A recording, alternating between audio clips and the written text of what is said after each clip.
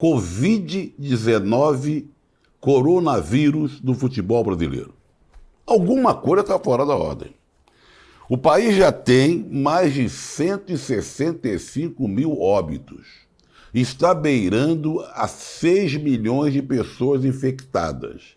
E o futebol não é privilégio do futebol. Isso vai estar acontecendo para tudo quanto é lado. Mas o nosso futebol está sofrendo terrivelmente os efeitos do vírus. A todo momento a gente sabe de um time da Série A, da Série B, da Série D, das divisões inferiores daqui de São Paulo, dos campeonatos paulistas, que tem 1, 2, 3, 4, o time inteiro infectado. Não só o time inteiro infectado, como a comissão técnica, massagista, funcionários. Isso já aconteceu com o Flamengo, com o Fluminense, com o Vasco, Atlético Goianiense.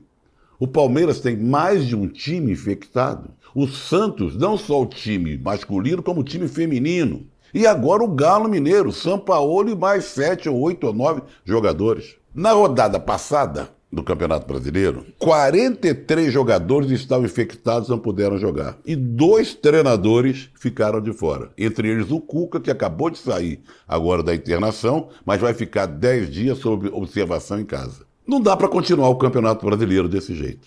Não dá para continuar desse jeito. Como eu disse, não é privilégio do futebol. As pessoas vêm se abraçando ao vírus, saindo às ruas de uma forma exagerada, sem controle, sem máscara, etc, etc, etc. A segunda onda já começou na Europa. Nós não saímos da primeira. E os casos, o que a gente lê, o que a gente se informa, só vem aumentando aqui no Brasil. Internações dos hospitais particulares de São Paulo aumentam dia a dia. Tá certo que tem alguns protocolos que fizeram para a realização de jogos de futebol, mas não estão surtindo efeito. Esses protocolos estão fracassando. É necessário, se o futebol tem que continuar, é necessário rever esses protocolos, ter mais controle da situação. Não só o teste é suficiente. O distanciamento à medida do possível, o controle mais rígido, porque o jogador, ele faz o teste, vai para casa e mora com outras pessoas de modo geral. São casados, têm filhos, têm parentes e tal. Quem sabe que um familiar daqueles também contraiu e passou para ele, ou ele passou para o familiar. Então, do jeito que está, à medida que toda hora tem notícias de um time praticamente inteiro infectado pelo vírus, isso não pode continuar. Isso não é futebol, não é competição, e o Campeonato Brasileiro assim não terá fim, porque daqui a pouco vão ser obrigados a cancelar partidas. A CBF não está conseguindo, não quer, não deseja, já cancelou um jogo lá no início do São Paulo, Atlético Goianiense, mas não está disposta a cancelar. Mas vai chegar uma hora que vai ter que cancelar sim, porque não vai ter time, não vai ter jogador para entrar em campo. É uma loucura isso que vem acontecendo, uma loucura. Daqui eu quero mandar meu abraço ao queridíssimo Zé Macia, o Pepe, o canhão da Vila, um dos maiores jogadores que eu vi jogar, campeão do mundo em 58, em 62 pela seleção brasileira, bicampeão do mundo com aquele esquadrão formidável do Santos, né? Então ele está internado, mas segundo a família está bem, mas fica daqui o meu grande abraço e um desejo de rápida recuperação. Segundo assunto do dia hoje é o Botafogo. O Botafogo, olha, eu até anotei aqui, o Botafogo, time de queridos amigos, Thales Machado, Otávio Costa, Luiz Antônio Simas, tanta gente legal. A torcida do Botafogo é imensa, imensa.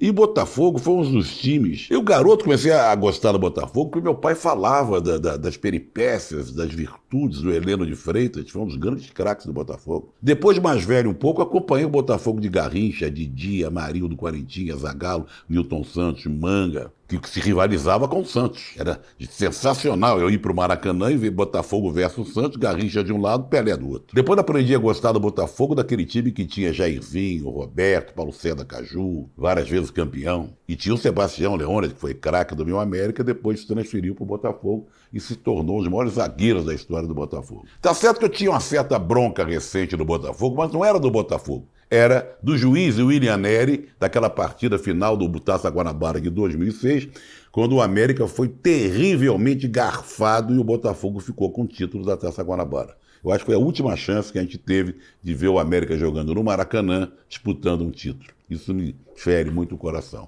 Mas o que eu quero falar do Botafogo? O Botafogo está em penúltimo lugar, com 20 pontos. Segundo cálculos do meu amigo botafoguense Otávio Costa, faltam 54 pontos para o Botafogo conquistar. O Botafogo vai disputar. Ele teria que ganhar metade desses 54 pontos. Coisa praticamente impossível. Então, pelo andar da carruagem, para a tristeza dessa imensa torcida do Botafogo, eu quero comunicar, quero dizer, né, comunicar não, eu não tenho certeza absoluta, mas tenho quase que certeza que a vaquinha do Botafogo já foi pro brejo. Porque o time só piora e só perde. Como diz aqui o Marechal, o grande Álvaro Costa e Silva, que eu coloquei aqui, por isso que eu estava procurando aqui no celular, a cada 2 botafoguenses, 3 acham que o estar ruim sempre pode piorar. Que tristeza para os botafoguenses. Tristeza para os botafoguenses e motivo de festa para os torcedores do Bahia, que depois no início claudicante, trocou de técnico, entrou o Mano Menezes, o time não ia, agora foi. Vem vencendo jogo a jogo, já está em 9º lugar e é o time nordestino mais bem classificado no Campeonato Brasileiro. Já passou a perna no Sport, no Fortaleza e no Ceará. Então, parabéns para os torcedores do Bahia e para o Mano Menezes e a equipe do Bahia, aquela imensa torcida, né, que não pode ir aos estádios, mas acompanha desesperadamente o crescimento do Bahia. Parabéns. A outra coisa que eu quero falar é uma coisa desagradável. Seleção brasileira.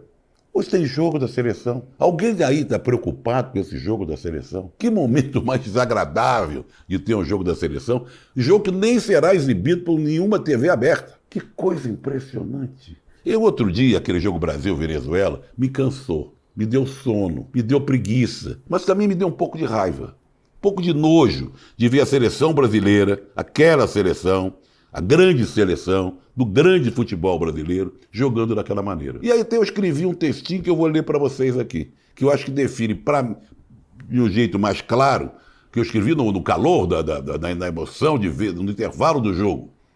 E se aplica para tudo que vem acontecendo com essa triste seleção brasileira, que eu não tenho a menor paciência com ela. Como é desagradável e irritante ouvir o Tite comandando um grupo de robôs vestidos com camisa amarela da seleção. Com o estádio vazio, a gente pode ouvir, em alto e bom som, o enterro do talento do jogador brasileiro, sob os auspícios do treinador brasileiro. Eu nunca vi isso. O cara pega a bola, vem pra direita, vai. Então, olha que ele permite o talento, o improviso, o drible. Não, é o tempo inteiro. Cruza, roda. Com o estádio vazio a gente ouve tudo. E é muito desagradável. Portanto, torcida brasileira, hoje falei de 3 assuntos. Do triste Botafogo, desse problemaço da Covid, da triste seleção brasileira e dei parabéns pro Bahia. De resto, volto na semana que vem. Um abraço. Qual?